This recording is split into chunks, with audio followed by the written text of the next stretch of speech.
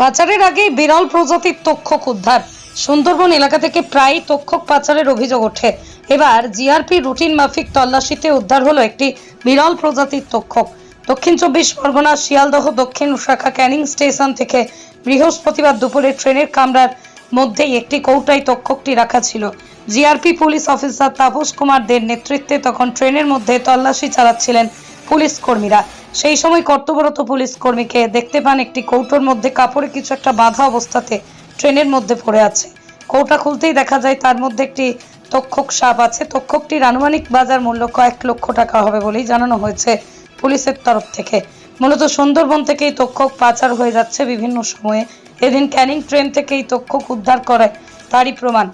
তক্ষকটি এরপর তুলে দেওয়া হয় বন দপ্তরের কাছে। ঘটনাটির তদন্ত শুরু করেছে পুলিশ। এই ঘটনায় কে বা কারা জড়িত তাও তদন্ত করে দেখা হচ্ছে পুলিশের তরফে।